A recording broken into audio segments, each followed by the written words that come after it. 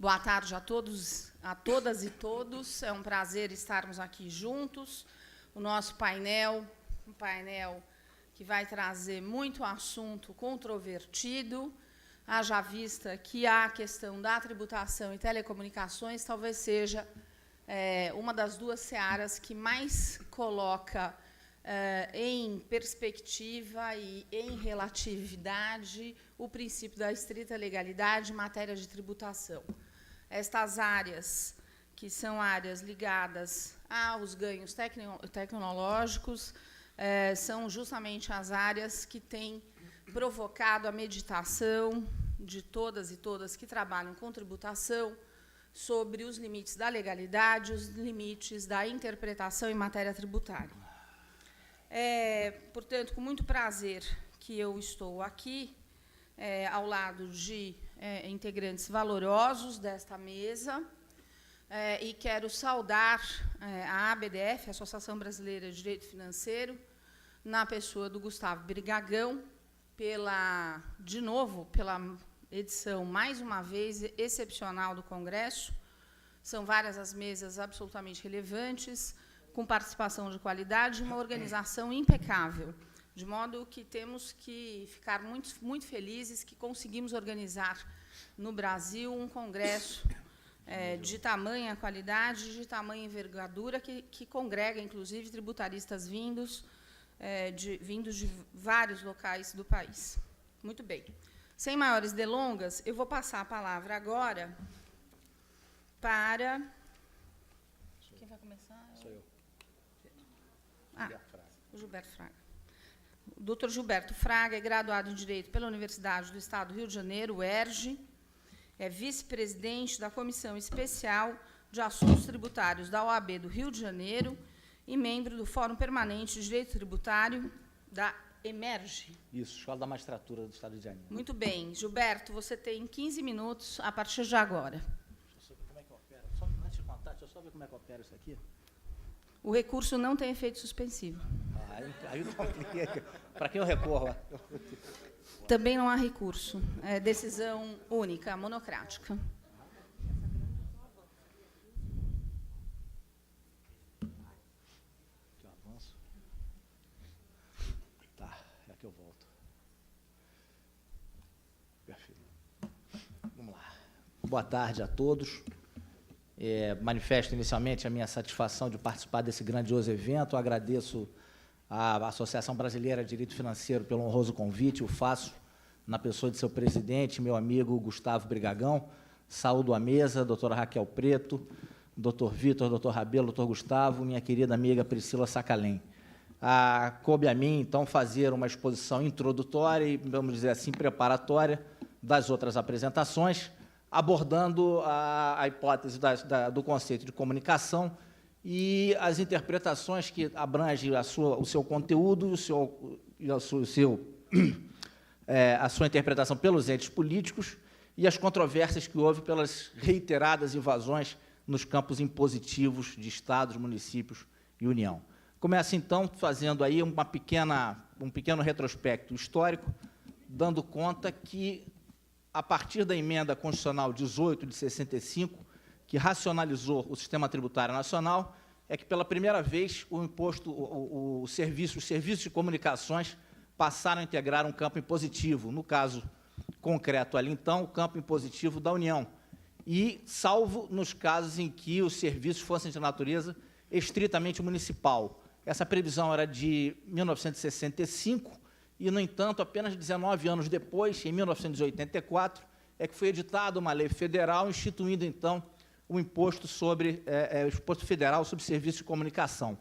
Nesse vácuo legislativo desses 19 anos, então, as municipalidades tentaram tributar diversas hipóteses a pretexto de estarem aí exercendo o seu poder impositivo. Algumas controvérsias foram criadas e o mais emblemático naquela ocasião foi justamente a tributação de serviços de comunicação incidentes sobre os anúncios de empresas de televisão. Essa questão chegou no Supremo Tribunal Federal, que se concluía como sinal ele extrapolava os limites dos municípios, então esse serviço não poderia mais ser cobrado validamente pelo município, no caso era o de Salvador. Restou, então, aos municípios a tributação sobre serviços de telefonia, e, no entanto, houve uma controvérsia com a União Federal, que acabou prevalecendo o entendimento da União, matéria também levada ao Supremo Tribunal Federal, concluindo que o serviço de telefonia ele jamais poderia ser apenas dentro do âmbito de uma municipalidade, porque a estrutura montada e oferecida à época pela Telebrás fazia com que se tornasse possível que qualquer ligação extrapolasse os limites da municipalidade. Falo tudo isso para dizer que, então, tornou-se desinteressante para as municipalidades a tributação desses serviços de comunicação, e foi justamente por isso que, no âmbito da Assembleia Nacional Constituinte de 1987, adicionou-se ao antigo ICM, então, o S que seriam sem qualquer resistência dos municípios. O S, então, que significa a possibilidade dos estados tributarem os serviços de transporte interestadual, intermunicipal e de comunicação. Como era de se esperar, e nem é função da Carta Política, não se distinguiu, não se conceituou qual seria exatamente o alcance da comunicação. Aos municípios, também atribuiu-se a possibilidade de tributarem serviços de qualquer natureza, desde que não fossem aqueles prestados pelos estados, ou seja, de transporte interestadual, intermunicipal e de comunicação, e desde que previstos em lei complementar. Muito bem, estávamos aí já em 1996, às vésperas da privatização do sistema Telebrás, uma perspectiva de um mercado de dezenas de milhões de usuários. Evidentemente, esses serviços de comunicação, eles se tornaram-se absolutamente atraentes para os estados e para o Distrito Federal, e era necessário e premente, então, que se estabelecesse balizas. Era fundamental, então, que o legislador estabelecesse o que seria o conceito da prestação de serviços de comunicação. Isso se deu, então, lá no inciso 3 do artigo 2º da Lei Candir, que dizia, olha, esse imposto, nessa hipótese do serviço de comunicação, ele incide sobre as prestações onerosas de serviços de comunicação por qualquer meio, inclusive geração, emissão, a recepção, a transmissão e retransmissão, a repetição e ampliação de comunicação de qualquer natureza. Então, o que se tem a partir dessa definição legal é a necessidade de, a hipótese de incidência desse imposto, veicular 5 elementos, que são a presença de um emissor, de um receptor, de um código da mensagem. Essa mensagem ela é codificada quando sai do emissor, decodificada quando chega no receptor, a mensagem propriamente disso, e talvez o mais importante, o meio através do qual essa mensagem ela é veiculada.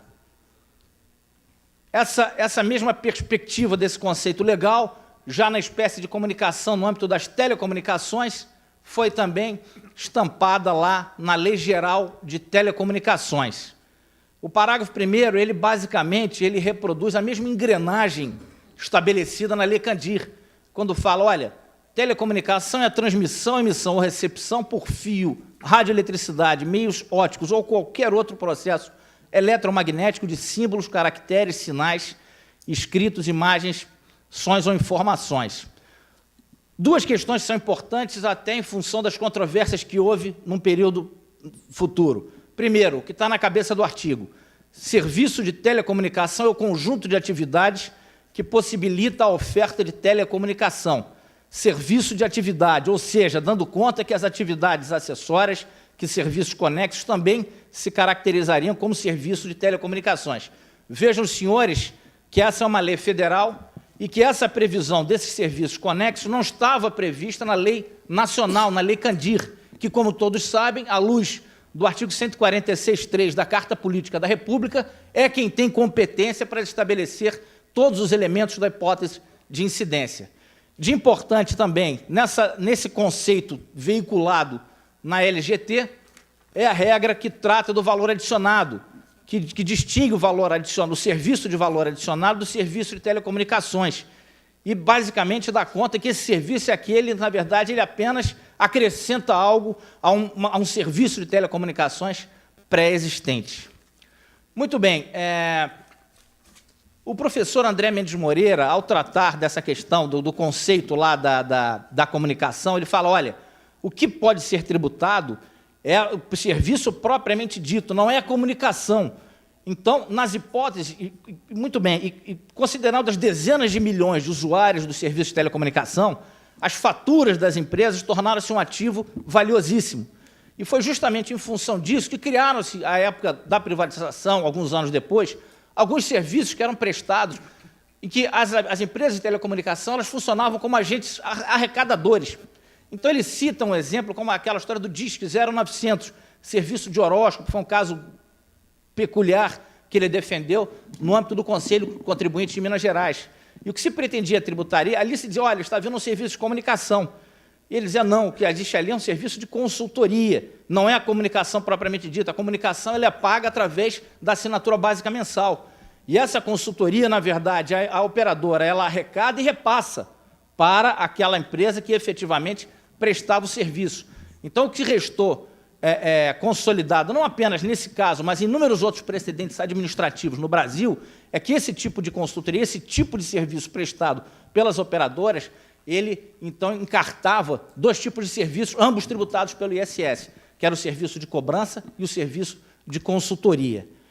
Avançando um pouco, e justamente em função desse mercado atraente, em que as faturas, na verdade, estampavam a cobrança de uma série de um sem número de serviços prestados pelas operadoras de telecomunicação, e de olho grande já nessa receita, e dentro da perspectiva e de uma premissa de que toda e qualquer receita oferida pelas operadoras de telecomunicação, na verdade, traduziriam a contraprestação pela prestação efetiva de um serviço de comunicação a ensejar a incidência daquele serviço estampado no artigo 155 da Carta Política, é que os Estados se reuniram e, através desse convênio ICMS 69 de 98, interpretaram a seu próprio talante e alargaram o conceito de comunicação previsto na Lei Candir. Então, a redação ela é muito clara nesse particular e diz, olha, os signatários, firme entendimento, e aí está tratando da base de cálculo. Fica incluída na base de cálculo do ICMS os valores cobrados a título de acesso, adesão, ativação, habilitação, disponibilidade, assinatura e utilização de serviços, todos esses serviços, evidentemente, serviços acessórios e necessários à atividade fim dessas operadoras. Essa controvérsia, então, foi levada ao judiciário. O primeiro caso, a decisão pioneira, foi essa da primeira turma do STJ, que justamente, como disse a doutora Raquel Preto, tratou da questão da tipicidade fechada, no caso concreto, dizendo, olha, a hipótese de incidência, na verdade, ela diz respeito à atividade fim. Serviços conexos, atividades intermediárias, acessórias, elas não podem ser incluídas na base de cálculo do ICMS sob pena de violação da tipicidade fechada desse imposto. Essas decisões acabaram sendo seguidas pela primeira e pela segunda turma e culminaram, então, na edição dessa súmula 350, que dá conta que o ICMS não incide sobre serviços de habilitação do celular. Passaram-se 4 anos e, como essa súmula não tinha efeito vinculante e ainda inexistia o que hoje esse microsistema de recurso repetitivo, que vincula, então, as outras instâncias judiciais à decisão das Cortes Superiores, a questão foi novamente levada ao crivo do STJ, e aí sim, já sob a sistemática dos recursos repetitivos, o STJ firmou o seu entendimento.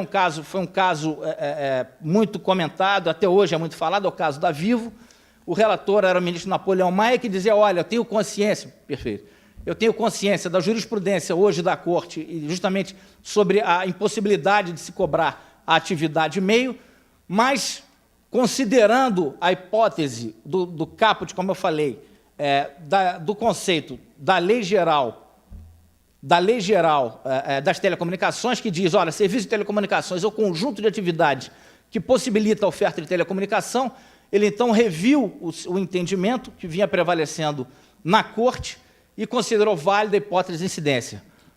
Por bem, o saudoso ministro Teori pediu vista dos autos e, junto com o ministro Mauro Campbell, então, liderou a divergência naquele particular, fazendo prevalecer, então, o entendimento, olha, como aquele conceito é vinculado numa lei federal e a competência pelo artigo 146.3 é de lei nacional, vale, então, o comando do artigo 2º 3 da Lei Candir, razão porque é inválida a incidência nessa hipótese tratada nesse caso concreto. Está falando aí de serviços conexos, habilitação, religação, detalhamento de fatura, enfim, todo e qualquer serviço prestado pela operadora aos seus usuários que não fosse atividade fim. É importante dizer que, nesse caso, o ministro Theory firmou um entendimento dizendo que a atividade fim ela era remunerada pela assinatura básica mensal. A assinatura básica mensal é o elemento presuntivo, é o signo presuntivo de riqueza que equivale à contraprestação do serviço de comunicação efetivamente prestado pelas operadoras de comunicação.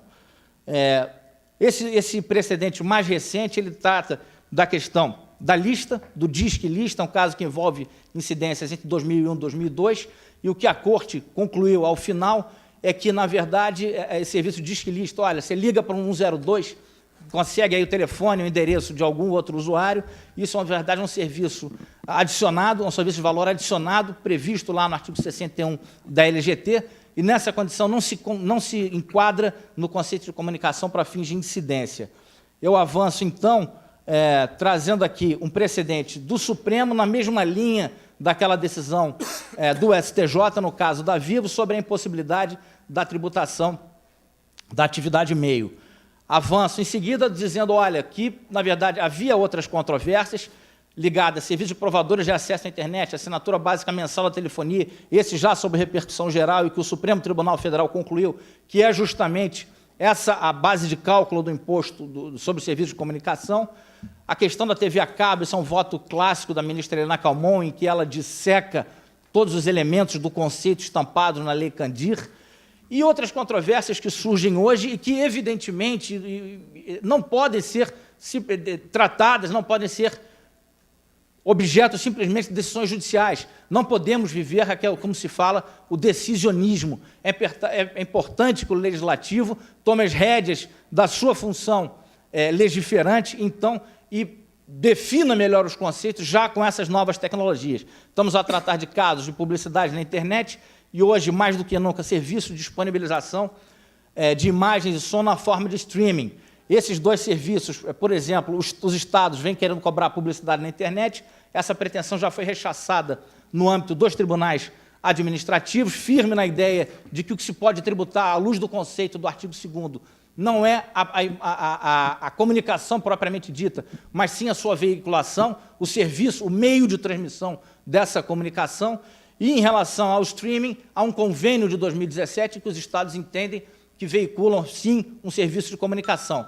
Contrariamente, aí já me aproximando do fim, o último slide, sobre a questão do poder legiferante, em relação à questão do streaming, o legislador nacional, no âmbito da sua competência constitucional, garantida pelo artigo 146.3, ele introduziu 2 itens na lista de serviço. O primeiro, que trata do streaming, a disponibilização de conteúdos, e o segundo, da questão da inserção de textos, de material de propaganda e publicidade. As duas hipóteses de incidência, na verdade, hoje já estão conflitadas, porque existe também a pretensão de tributação por parte dos estados e municípios. É fundamental, então, que o Poder Legislativo dirima essas controvérsias, estabelecendo conceitos que sejam adequados à nova realidade, às novas tecnologias, e assim me despeço agradecendo a atenção dos senhores.